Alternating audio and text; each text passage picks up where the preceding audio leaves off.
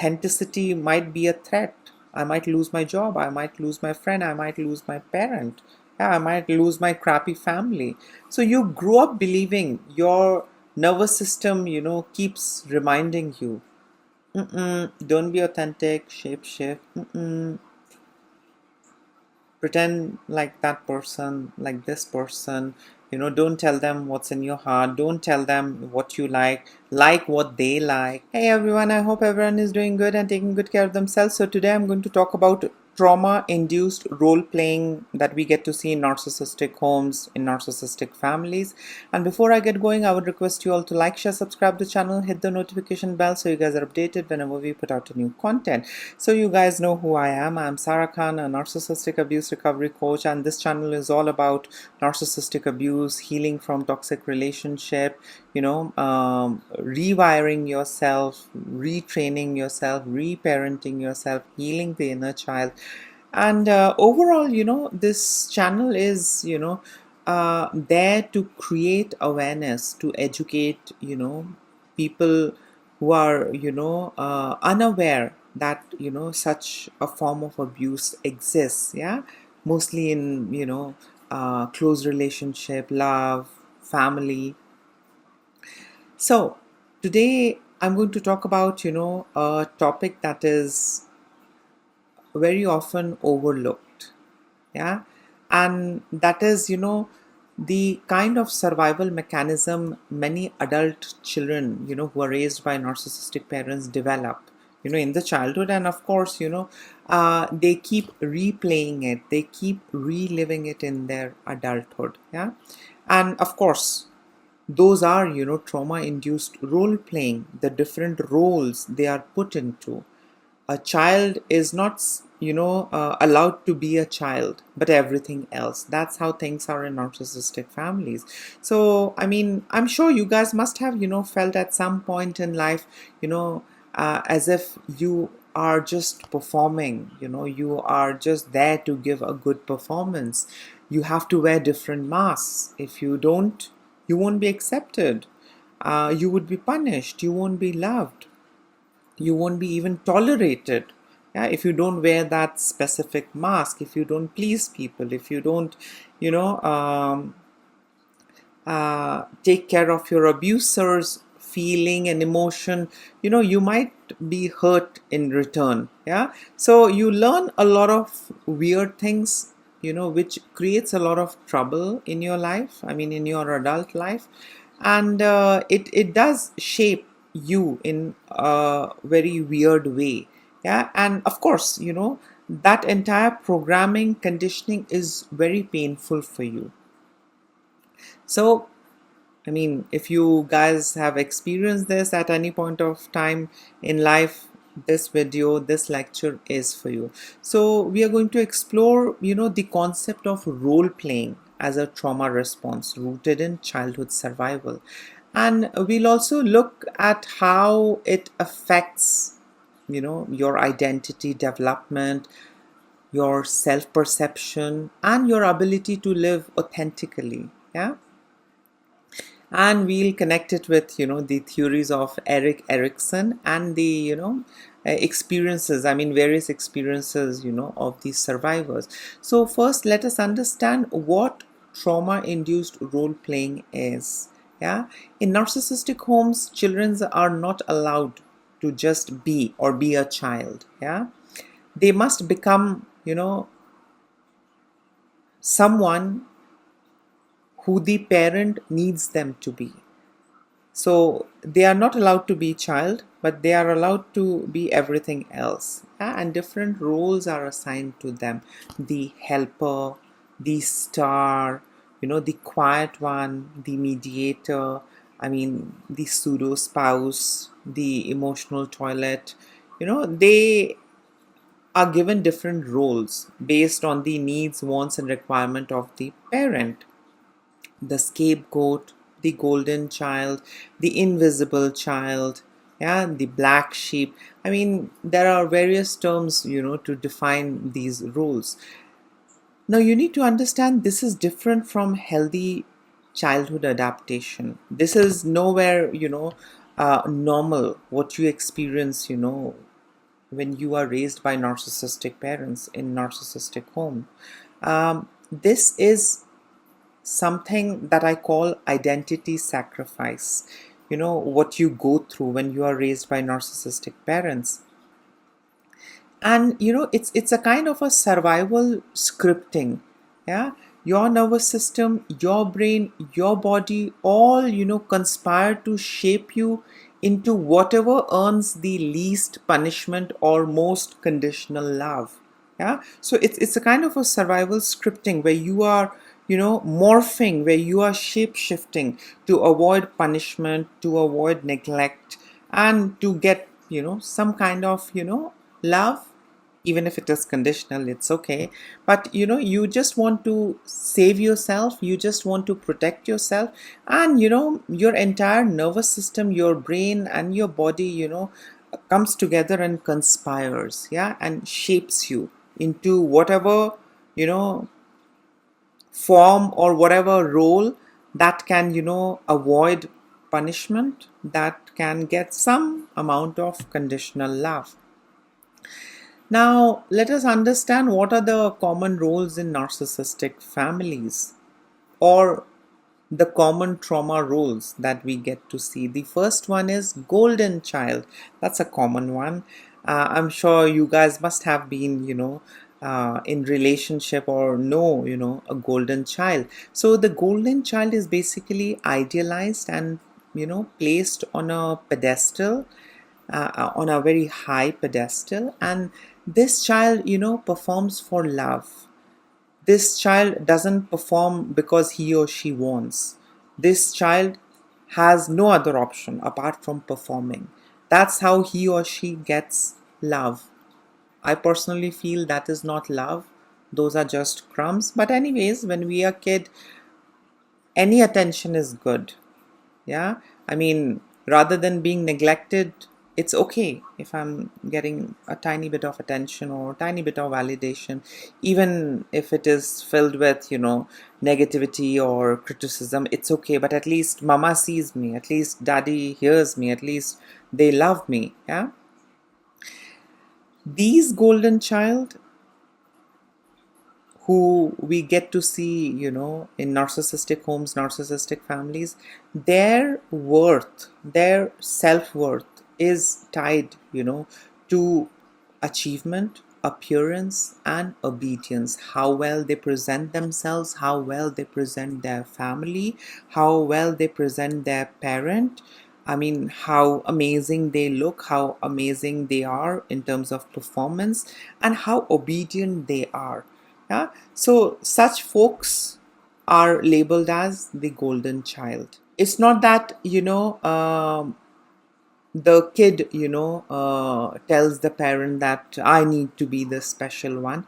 No, the parents, you know, these narcissistic parents, they start shortlisting, they start, you know, analyzing the child. Yeah, so the more needy the child is, the more scared and timid the child is, the more the child is dependent on the parent, the more the child is hungry for love and affection. I mean, these are normal things, but you know, these parents, they analyze, you know, based on the requirements and the needs of the child, and that's how they put them into those categories. Yeah, and to tell you honestly, these categories, these roles are not permanent. If you are a golden child, you can be demoted to a scapegoat, yeah, or the lost child, or the mascot, or the caretaker.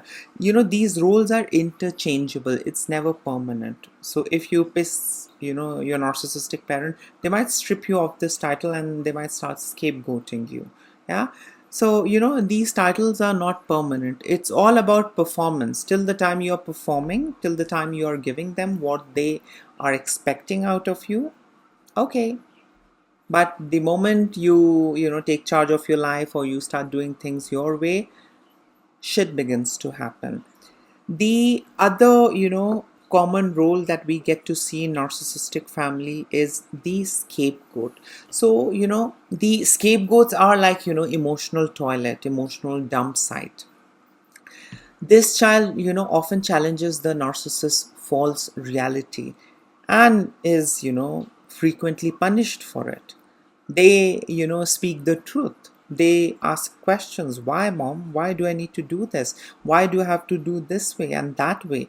They, challenge the narcissistic, parents' false reality. They challenge their narcissistic parents' authority, and they are not spared. In a narcissistic family, when you are raised by narcissistic parents, you are never spared. No matter what, mistake you do, you will be punished. You will never be spared. You will never be forgiven. They will make sure that they will teach you a lesson. And the lesson is who the boss is in the house, whose rules you need to follow. And if you fail to follow, there is, punishment waiting for you. So these folks, I mean, the scapegoat, they really feel lost, because they are not validated, they are not seen and heard. No matter what happens in the family, there is this punch bag, there is this emotional toilet. Yeah. I can vent my frustration on the scapegoat. It's because of you. You are the worthless one. You are the wrong influence on the other sibling, on the other children. So, scapegoat is like an emotional toilet, like a punch bag for these narcissistic parents. And, with time, these scapegoats, they, start believing, believing that there's something wrong with me. I am, inherently flawed. And that's the reason I'm getting such a treatment. That's the reason, I'm being treated this way by my parents. When we are child, I mean, all what we need is love and affection from our parent. But what we get in narcissistic homes is absolutely different. It's all transactional love. So till the time we are able to perform, crumbs are thrown. But the moment we stop, the moment we question, shit happens. We are punished. And because of, such a treatment, we start believing that there is something wrong in me. There's something wrong with me. And that's why I was treated that way. Maybe I don't deserve good treatment. Maybe, I need to stay away from, everyone because there's something wrong with me. I might mess things up. Yeah. As a scapegoat, there is a lot of burden on their shoulder, because they know, even though they don't do any mistake, but still somebody else's mistake is going to be put on their shoulder. They are going to be punished for somebody else's mistake. They are going to be punished, and they are going to be vented on, because of some XYZ reason. Even though they are not the reason, but still they will be punished. Yeah, that's the kind of role these kids are put into. They literally become punch bags for these narcissistic parents. Problem in the office, let me scapegoat my child. I have a scapegoat at home. If there's problem between husband and wife, let me beat up the scapegoat. If there is some problem with XYZ, let me vent it on my scapegoat. Yeah, so scapegoat is like an emotional toilet, like a punch bag. The other uh, common role that we get to see in narcissistic family is the lost child. And the lost child is the invisible and overlooked, and they learn that the best way to survive this family is to hide, blend in, and avoid all kinds of attention. And this is their way to avoid any kind of harm and punishment. Yeah. And I mean, it's really bad because nothing is predictable in narcissistic home. One moment everything is fine and happy, the other moment your parent is abusing you, hitting you, tormenting you. So it's really chaotic and unpredictable when you are raised in narcissistic home, narcissistic families. And these kids, they believe that in order to avoid punishment, in order to avoid any kind of harm and bad thing, the best thing is let me just become invisible. Let me just blend in. Let me avoid all kinds of attention. And how do I do that? By being extremely obedient, by not triggering or provoking the narcissistic parent, by not asking questions, by just eating and surviving and pleasing the narcissistic parent, to avoid their negative attention. Yeah. And these folks, I mean, the lost child, they struggle a lot with self expression and connection in their adult life. Yeah, because, in the childhood, it was all about protecting themselves. So they started, shape shifting, they started becoming invisible. Because if I'll ask something, or if I'll say, or if I'll do something, I can see, an example in front of me, the scapegoat. And I also see, the golden child. So, I don't want to be treated like, the scapegoat. And I don't think, I will ever become my mom or dad's favorite. So the best thing is, let me, wear the invisibility cloak. Let me hide, blend in, and just avoid any kind of attention, whether it's positive or negative. Let me just be invisible. The other common role that we get to see in narcissistic family is the mascot, yeah, the entertainer. So this child uses humor or charm to diffuse tension. They learn that their worth lies in keeping others happy and deflecting, conflict. So they are like a kind of mediator. They are like the fool in the family, yeah, who's always there to entertain the narcissistic parent.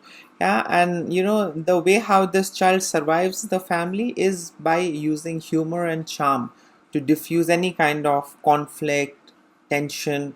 Yeah, because it shows, when your narcissistic parent is upset, angry, tensed, irritated, it shows, the environment changes. I mean, um, I'm not the right person to explain the phenomena, but when your narcissistic parent is not happy, when they are in a bad state of mind, trust me, you will feel a different kind of a heaviness around you. I mean, that's again a different topic of discussion. But anyways, coming back to the mascots, so they are like fools, they are like the entertainers, they are like the mediators. Yeah, so these folks, I mean, the mascots, they learn that their worth lies in keeping others happy and deflecting conflict, a kind of peacekeeper, yeah, a kind of peacemaker. They are there to deflect the conflict with some stupid thing, some, charm or humor. And all of it is to, diffuse tension. Because if the tension rises, shit happens. Yeah, and no one is spared. It's not that the golden child is spared all the time. Let me tell you, from my own personal experience, and with the individuals that I have worked with, you know golden child is also not spared.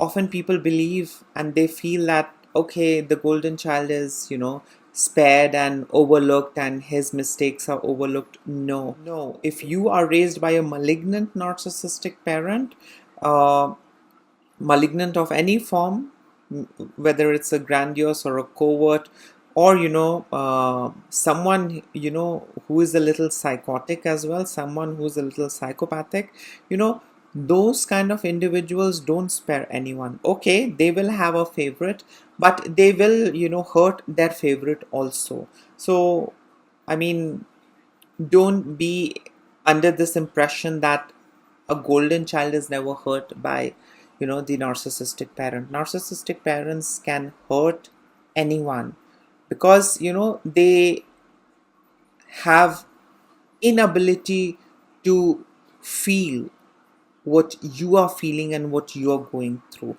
It's all about them. They are self-absorbed individuals. And the last role that we get to see in narcissistic family is the caretaker. And caretakers are, of course, the child who's parentified. The child, I mean, who's parentified, who's the caretaker, uh, they strongly believe that their duty is to emotionally support their abusive parent, toxic parent, narcissistic parent. They feel that they need to be there to support their narcissistic parent emotionally. They grow up, over functioning. They are like overachievers. In most of the cases, they are very, codependent. They are very enmeshed. In most of the cases, they are victim of emotional incest also. And these folks, the caretaker, they suffer from an addiction, and that addiction is to fix others, and it starts from the parent. I need to fix my mama, I need to fix my papa, and later on they start fixing others also, and that's how they drain their resources, they exhaust their energy, emotion, they experience burnout.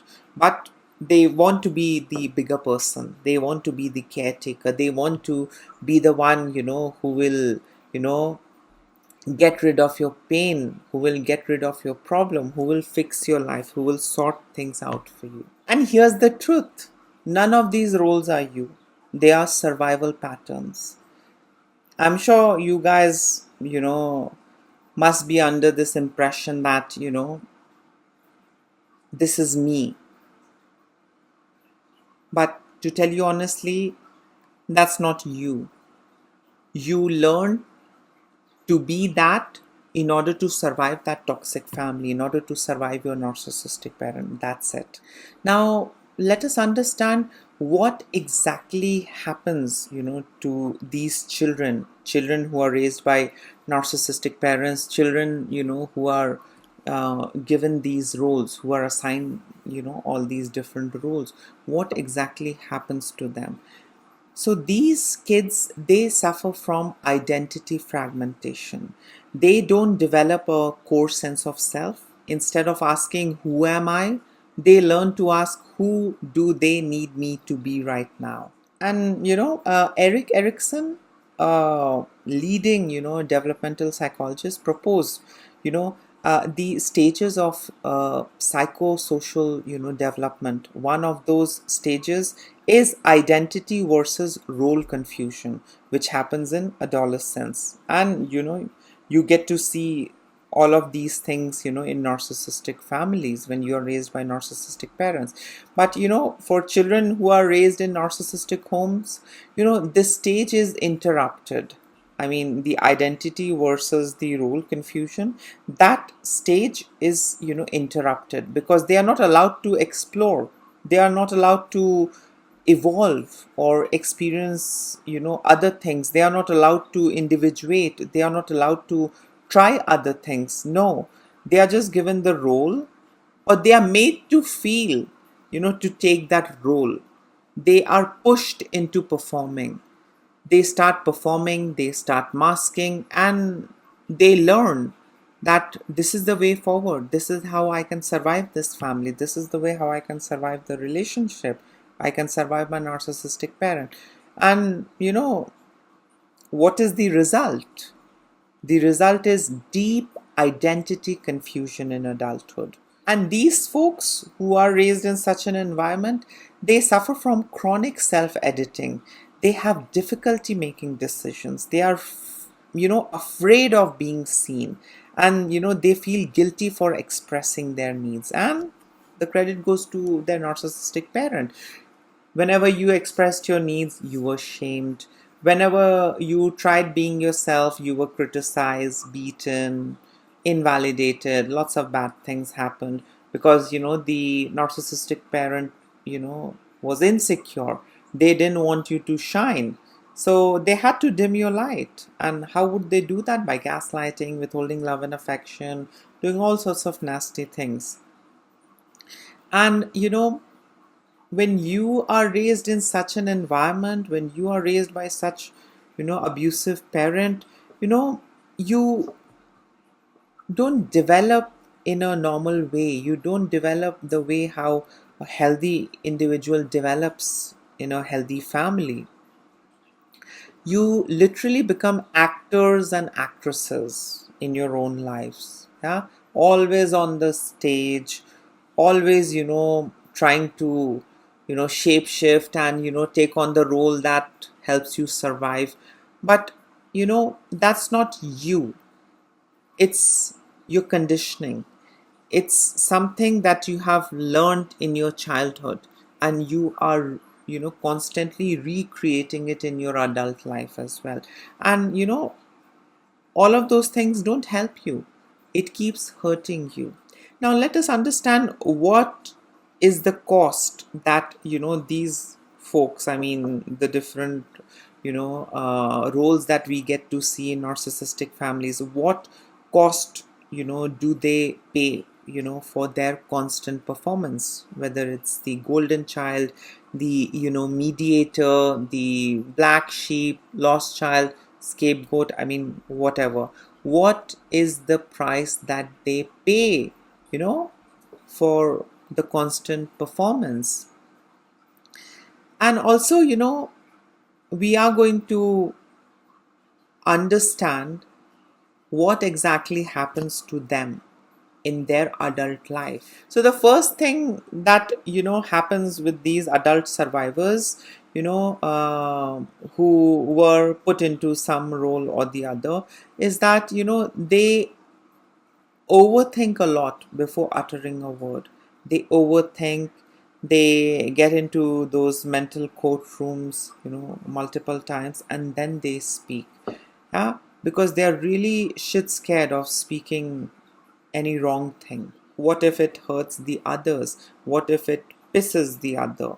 Yeah. So because of all that, role playing and, you being pressured into certain roles, you start overthinking before you speak. It's not that you feel and you speak, it's just flowing. No, it's obstructed.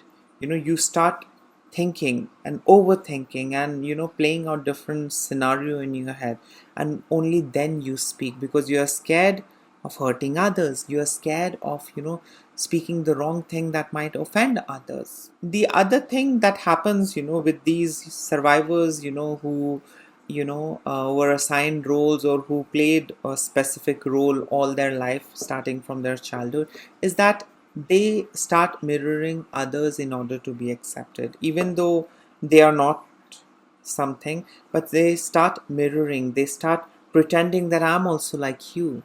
And all of it is basically to get acceptance. All of it is basically to get love and affection. That's it. So even though, I don't like something, I might say, oh wow, even I like it. Yeah, because I want to be accepted, I want to be seen and heard, and I want to be loved and appreciated. So I mean, how do I, get that? I won't get that by being myself. Yeah, because every time I tried being authentic, every time I tried, things my way, bad thing happened. Yeah. So the best thing is, I will start mirroring you. I will tell you what you want to hear. I will do what you want me to do. And, all of it is basically to survive. This is something which we have learned, in the childhood. And we keep doing it in our adult life as well, thinking and believing that this is going to get us acceptance, this is going to get, love and affection, and, I'll have someone, I won't be lonely. The other result of, constant performance, or, the other thing, that we get to see with these survivors who are raised by narcissistic parents who were into some role or the other, is that, uh, these folks, they panic when someone doesn't approve of them. It's like a scary thing for them. I mean, I might not agree to what you say, but it's absolutely okay. There's no need to, panic about things. There's no need to panic and, be scared. It's okay. We can disagree. It's okay. I might not approve of certain things. It's absolutely fine. I mean, we can have differences, and that's normal in a healthy family. But when you are raised by narcissistic parents, when you were assigned specific roles, you knew that, if my narcissistic parent is not approving of something, and if I go ahead and do, I will be punished. Love and affection will be withheld. And as a result of, all this, we grow up, you know, into adult, who really get scared when somebody doesn't approve of what we are saying, of what we are doing. We really get shit scared. Yeah, and that's because of our childhood, the way how we were treated by our narcissistic parents. The other thing that we get to see, in the adult survivors, who were also, assigned some role, or who were playing a certain specific role, is that, these folks, these, adult survivors of narcissistic families, they are good and talented. They excel at roles. Yeah, they can be perfect employee, they can be perfect friend, they can be perfect husband, perfect partner, perfect mother, perfect father, but on the inside they feel hollow. And again, it's rooted in their childhood. They had to perform. Their worth was tied to their performance. Yeah. So these folks, I mean, survivors, I was also there. I used to push myself to be the perfect employee, to be the perfect friend, to be the perfect host. And in that process, I used to deplete my resources. In that process, I used to damage and hurt myself. And, it was all to fill that void. I was never allowed to connect, to my own self. Yeah. I always felt that my worth was tied to my performance. So, whatever role I was given, or whatever job profile, or whatever, relationship or connection I had, and once I knew what role I had to play, I was into giving my 100%, sometime 1,000%. I knew that this was the way forward, and I need to give my best even though it's hurting on the inside. And again, it's because of a lot of distortion, it's because of a lot of this cognitive dissonance, gaslighting in the childhood, the way how we start perceiving things. All of this, makes us think, perceive, and function in a very weird way. And that way, in most of the cases, hurts us, makes us suffer more and more and more. The other common thing that we get to see, in the adult survivors who had played a certain role in their childhood, or who were assigned, a certain role by their narcissistic parent, is that, these folks, they experience chronic imposter syndrome. Yeah, and one day they are wanting to be this, the other day they are wanting to be that, the other day they are wanting to be someone else. So, they really don't know who they are, because they were never allowed to connect, to their own self. They were never allowed to be themselves. They were always given some roles and label. When you did things their way, you are my good son. When you did not do things their way, you're such an embarrassment, you're a piece of shit. So, we learned that we need to shapeshift. We need to, you know uh, become anything and everything that pleases my narcissistic parent. And, you grow up, I mean, in your adult life also, you experience that, chronic imposter syndrome. Yeah, where, you feel that I need to be like them, I need to be like them. You want to be like everybody else but your own self. And the credit goes to your narcissistic parent. And to tell you honestly, none of this is your fault. None of this is your fault. You were conditioned to perform because you weren't loved unconditionally. You were only loved when you performed. You were only loved when you did things their way. Yeah. And the body remembers whatever you go through, whatever you are experiencing, the body remembers. Your nervous system, still in adulthood, thinks that authenticity might be a threat. I might lose my job, I might lose my friend, I might lose my parent, yeah, I might lose my crappy family. So you grow up believing your nervous system, keeps reminding you, don't be authentic, shape shift,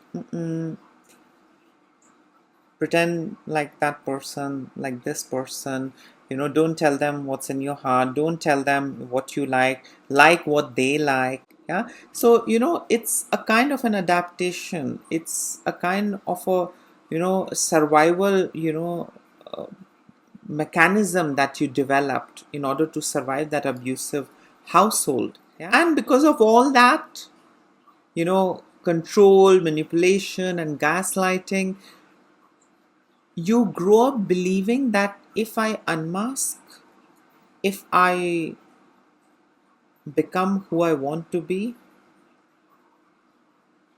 I will be shamed, I will be rejected, and you know, all the connection, all the relationship, you know, will be in danger. And again, this is how you were programmed in the childhood. In order to keep those creepy people in your life, in order to keep your creepy parents, your abusive parents in your life, you had to shapeshift. Because every time you tried becoming yourself, you were shamed, you were punished. So you learned, your nervous system also learned that I'll be anything and everything but myself. Because if I try and be myself, I'll be shamed, rejected, or my life will be in danger. So now you guys must be wondering, how do we break free from all these things? I mean, I did, talk about the different roles and how it affects and influences your adult life. So now let us understand how we break free from this old pattern which we keep repeating and which we keep doing again and again and again, and we believe that this is who we are, this is how I need to navigate, this is the way forward. How do we break that pattern?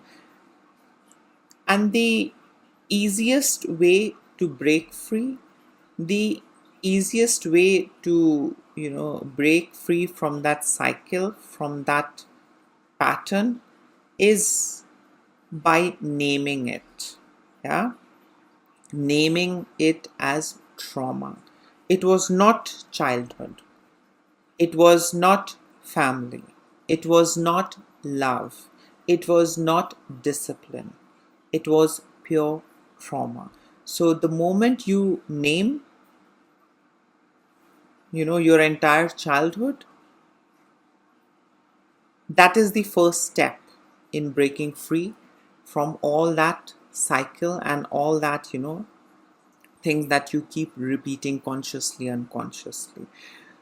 What you've been doing is not people pleasing or being extra adaptable. It's none of that. It's trauma. Specifically, relational trauma that shaped your very sense of self. These rules may have, helped you survive, but they are now preventing you from living your life to the fullest. And, you are just split. Should I or I should not? What if this hurts them? What if it, breaks our relationship? What if I'm alone? I don't have anyone. We get a lot of these, different thoughts and, you know, ideas in our head. And that forbids us from soaring high. That forbids us from flying. Yeah. And to tell you honestly, it's absolutely okay to grieve, the parts of you that were never allowed to exist. It's absolutely okay. Just grieve. Let it process, because once you grieve, things are going to, become more clear. You're not going to have that fog. Yeah? It's better to grieve and let it process, and let it process naturally. I mean, grieve the silly parts that you were never allowed to be. Grieve the angry parts you were never allowed to be. Grieve the soft parts that you were never allowed to be. Grieve the messy parts that you were never allowed to be. Grieve every part that you were never allowed to be and experience and express. Yeah. And when you grieve all of those parts, which you were never allowed to be, there will come a time when you will feel that it's still inside of me. All of it was me. I was just not allowed to be and experience those things. It was all me. It was suppressed because only a certain version was valid and permitted and allowed. Yeah. So let yourself process, grieve, and that's it. I mean, you need to identify, them, the different parts which were not allowed. And in that process, by identifying them and grieving them, what you are doing is, you are giving voice to them. I'll give you an example. I was never allowed to be a messy child. I was always, trained and instructed to clean the glass and put it in a specific order, put the plates in specific order, put the clothes in specific order. I was not allowed to be messy. When I came out of that toxic household, when I started processing things and I started, grieving about the parts that I was never allowed to be or experience or express,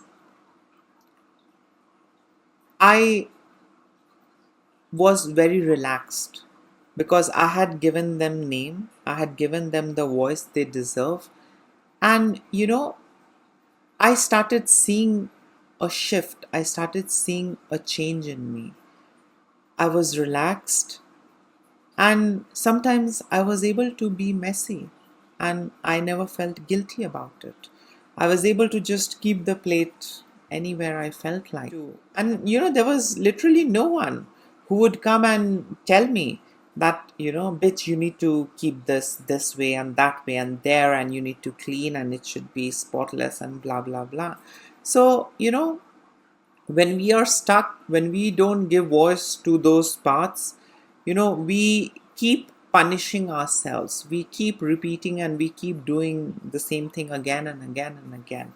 So, grieving, about the parts that was never allowed, it's absolutely the best thing that you can do to yourself. Give them the voice, grieve them, and once you grieve and give them the voice, name them, you will see that all of those different parts, they start resurfacing. You are able to live them, you are able to express them in your adult life. Yeah, I am messy, I am angry at times, I am stupid, I am soft, I'm hard, I'm difficult, I am everything which I was not allowed to be, when I was with them, my narcissistic parents. So, I mean, let's close with this. If you feel like you've been wearing mask for long, that you don't even know who you are on the inside, I mean, it happens.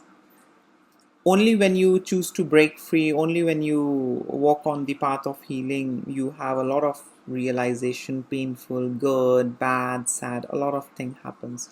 So, I mean, if you've been genuinely feeling that, you're exhausted and tired of playing a specific role, you're tired of performing, you are tired of being a part of the circus called the society or the relationship or the family, it's high time that you get ready to meet the person behind the performance.